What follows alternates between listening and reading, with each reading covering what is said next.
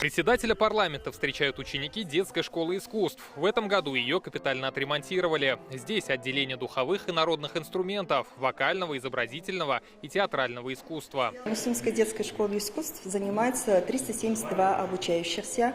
Всего у нас преподает 22 преподавателя.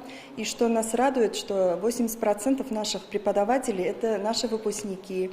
И в этом году тоже у нас одна выпускница закончила училище и приходит к нам на работу.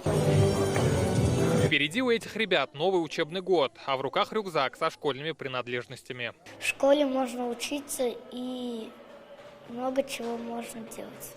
В республике продолжается акция «Помоги собраться в школу». Такие портфели получили 20 муслюмских первоклашек. Здесь же наградили молодых ребят, которые на каникулах работали на предприятиях района. Из школы искусств на праздник двора. О том, что эта территория изменилась до неузнаваемости, жители рассказывают Фариду Мухаммедшину лично. Двор на улице Тукая благоустроили по республиканской программе. Все работы обсуждали с жителями. Глина, грязь, это кошмар был. За короткие сроки выполнена работа, брусчатку постелили, заасфальтировали дороги. С администрацией хорошо сработались. Работы по благоустройству начались в мае. После ремонта здесь появились тротуары, детская площадка, молодые деревья и малые архитектурные формы. Сейчас приятно, хороший, красивый. В сапогах ходили. Сейчас асфальт, в туфлях хожу.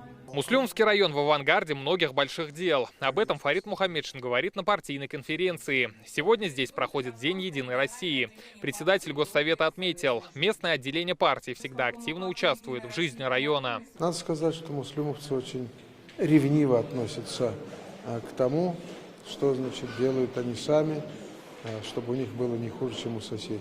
Я на это обратил внимание. И вот более 10 миллионов рублей поддержку, которую оказал президент нашей республики этому району.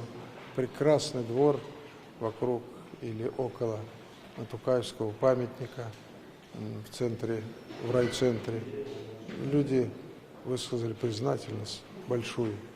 И мы обратились к ним, чтобы они поддерживали такую чистоту и такой порядок. В завершение Фарид Мухаммедшин напомнил о приближении дополнительных выборов в Госсовет и представительные органы местного самоуправления. Они пройдут 11 сентября. Рамиль Галиуллин, Вадим Илларионов, ТНВ, Муслюмский район. Закажи рекламу на ТНВ. Телефон в Казани 5 705 100.